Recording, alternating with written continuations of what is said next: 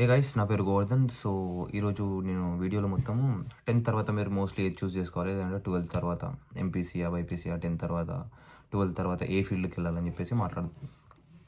First thing వచ్చేసి 2025 current situation చూసుకొని మనము దాని ప్రకారంగా మాట్లాడుకుందాం. ఫర్ ఎగ్జాంపుల్, ఒక అబ్బాయిని తీసుకుందాం, ఎవరైతే 2018లో లేదంటే అప్పుడు ఎంపీసీ చూస్ చేసుకున్నాడు, ఇంకో అబ్బాయి బైపీసీ చూస్ చేసుకున్నాడు. సో ఈయన ఇంజనీర్ అయ్యి సాఫ్ట్వేర్ ఇంజనీర్ అయ్యాడు. ఇప్పుడు ఈ అబ్బాయి డాక్టర్ అయ్యాడు. ఏదర్ ఇండియాలో ఎంబీబీఎస్ చేశాడు, లేదంటే అబ్రాడ్లో ఎంబీబీఎస్ చేసి ఇప్పుడు డాక్టర్ అయ్యాడు ఇండియాలో ఫైనల్గా. సో ఇప్పుడు వచ్చింది మనకి 2025లో ప్రాపర్ ఏఐ అన్నమాట. ఏఐ ముందే వచ్చింది, కానీ ప్రాపర్లీ డెవలప్డ్ అనేసి ఇప్పుడు వచ్చేసింది. సో మోస్ట్లీ రిస్క్ ఎవరికి ఉంది ఈ ఏఐ వల్ల అంటే, మన సాఫ్ట్వేర్ ఇంజనీర్ ఎవరైతే ఉన్నారో ఈయనకి చాలా రిస్క్ ఉంది. మేబీ ఆయనకు తెలియదు ఇది, కానీ మోస్ట్లీ ఆయన రిస్క్లు ఉన్నాడు. ఎందుకంటే ఏఐ కోడింగ్ చేసేస్తుంది, ఏఐ ఏదైనా సాఫ్ట్వేర్ ఇంజనీర్ చేసేది అన్నీ చేసేస్తుంది అనమాట. థింకింగ్ ఎబిలిటీ ఉంది, అన్ని ఎబిలిటీస్ ఉన్నాయి దానికి, అన్నీ చేసేస్తుంది అది A to Z. ఇప్పుడు వచ్చేసి మన డాక్టర్ ఉన్నాడు. సో డాక్టర్కి మెయిన్ కావాల్సింది నాలెడ్జ్. ఏఐకి నాలెడ్జ్ ఉందా? ఉంది. ఇంకోటి ఏమి ఉండాలా? ఎంపతి ఉండాలా, ఇంట్యూషన్ ఉండాలా, ఎథిక్స్ ఉండాలా, కొంచెం అంటే మనసుతోని పనిచేసేటట్టు ఉండాలా. సో ఏఐకి ఇవన్నీ ఉండదు, ఎందుకంటే ఫీలింగ్స్ అనమాట, హ్యూమన్లీ ఫీలింగ్స్. సో ఏదైతే డాక్టర్కు హ్యూమన్లీ ఫీలింగ్స్ ఉన్నాయో, సో ఏఐకి అవి ఉన్నాయి. So mostly there are chances that it can replace doctors, but not fully అనమాట.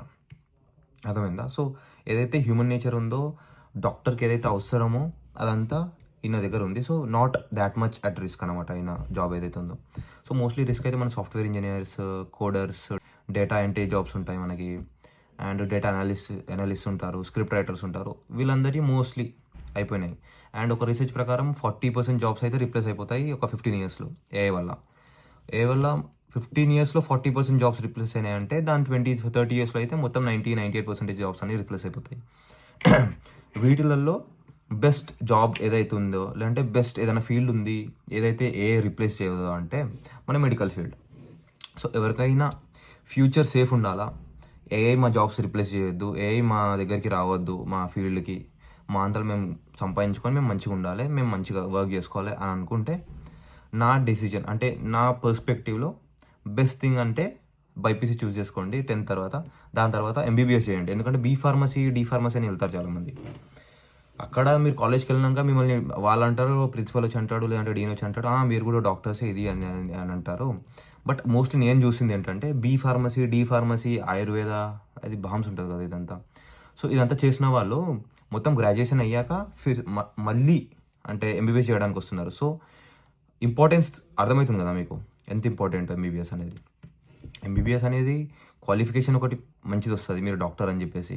ఇంకోటి లైసెన్స్ వస్తుంది, మీరు ఎక్కడైనా సరే ప్రాక్టీస్ చేసుకోవచ్చు. ఒకవేళ మీకు స్కిల్స్ ఉన్నాయి, నాలెడ్జ్ ఉందానికి లైసెన్స్ ఉంది, హైదరాబాద్లో పోయి ప్రాక్టీస్ చేసుకోవాలా చేసుకోండి, కరీంనగర్లో పోయి చేసుకోవాలా చేసుకోండి, ఢిల్లీలో పోయి చేసుకోవాలా చేసుకోండి, మీ ఇష్టం ఇంకా అది. దాని తర్వాత మీరు ఎగ్జామ్స్ కూడా ఇవ్వచ్చు చాలా వేరే కంట్రీస్వి. ఒకవేళ మీకు ఇండియాలో ఉండొద్దు అనిపిస్తుందా, వేరే కంట్రీస్కి వెళ్ళి అక్కడ ఎగ్జామ్స్ ఇవ్వండి, పాస్ అవ్వండి, లైసెన్స్ తీసుకొని అక్కడ ప్రాక్టీస్ చేయండి. సో మీకు ఏం డోకా లేదనమాట, ఏం అబ్స్ట్రక్షన్ లేదు మీకు. సో మీకు అయితే మొత్తం ఫ్రీ ఉందన్నమాట. సో ఒకవేళ నన్ను అడిగితే ఎవరైనా ఏదైనా చూస్ చేసుకోవాలంటే 10th తర్వాత బైపీసీ చూస్ చేసుకోండి, దాని తర్వాత ఎంబీబీఎస్ చేయండి. Mostly B pharmacy, D pharmacy వీటికి వెళ్ళకండి. 10-15 లక్షలు ఖర్చు చేస్తారు మీరు బీ ఫార్మసీ, డి ఫార్మసీ ఇవి ఏవైతే ఉన్నాయో. సో దాంట్లో 10-15 లక్షలు ఖర్చు చేసే బదులు ఒక 5-6 లక్షలు ఎక్స్ట్రా వేసుకొని వేరే దేశాలలో పోయి ఎంబీబీఎస్ చేసుకోండి. మంచిగా ఎంబీబీఎస్ అయిపోతుంది, అక్కడనే పార్ట్ టైం చేసుకోండి, మధ్యలో ఫీజు మీరే కట్టుకోండి, లేదంటే మీ ఖర్చులకు డబ్బులు వస్తాయి. మీరు కూడా అర్థమవుతుంటుంది కదా వేరే దేశంలో పోయి చదువుకుంటే ఎట్లుండాలో, మనది మనం కుక్ చేసుకోవాలి. సో రెస్పాన్సిబిలిటీ అనేది వస్తుంది వేరే దేశంకి వెళ్తే. సో అది ఒక పెద్ద అడ్వాంటేజ్. సో ఇది గుర్తుపెట్టుకోండి. అండ్ ఒకవేళ మీకు మేబీ వేరే ఒపీనియన్స్ ఉండొచ్చు, నేను మేబీ సాఫ్ట్వేర్ సైడ్ వెళ్తాను, లేదంటే ఐఐటీ క్రాక్ చేస్తానంటే మీ ఇష్టం. అట్లా అయితే ఐఐటీ క్రాక్ చేస్తారు, ఇట్లా చేస్తారంటే మీ ఇష్టం అది. ఒకవేళ మీరు అంత తోపు అయితే చేసుకోండి, నో ప్రాబ్లం. కానీ మీరు ఒకవేళ నా అలాగా యావరేజ్ అయ్యి మీ లైఫ్ సెక్యూర్ ఉండాలి, ఇదంతా అనుకుంటే బైపీసీ తీసుకోండి, ఎంబీబీఎస్ చేయండి, డాక్టర్ అవ్వండి, సేఫ్ అండ్ సెక్యూర్ ఉంటుంది ఫ్యూచర్ ఏదైతే ఉందో. ఎందుకంటే డాక్టర్స్ ఎక్కువ లేరు ఇండియాలో, వేరే కంట్రీస్తో పోల్చుకుంటే చాలా తక్కువ డాక్టర్స్ ఉన్నారు. కానీ మెడికల్, ఫర్ ఎగ్జాంపుల్ నీట్ కూడా రాస్తారు మీరు, మెడికల్ కాలేజెస్ కూడా చాలా తక్కువనే ఉన్నాయి. సో అంత కాలేజెస్ నుంచి ఎంతమంది డాక్టర్స్ వస్తారు బయటికి, దాంట్లో కూడా మనకు తెలియదు కదా క్వాలిఫైడ్ డాక్టర్స్ ఎంతమంది ఉంటారో, ఎంతమంది ఉన్నారో. సో అదనమాట. సో ఏదైనా బెస్ట్ చూస్ చేసుకోవాలనుకుంటే చూస్ చేసుకోండి. సో అంతే. ఇంకేదైనా మీకు డౌట్స్ ఉంటే నాకు మెసేజ్ చేయండి, నా వాట్సాప్ నెంబర్ ఇస్తాను నేను వీడియోలో. So that's it, thank you, bye.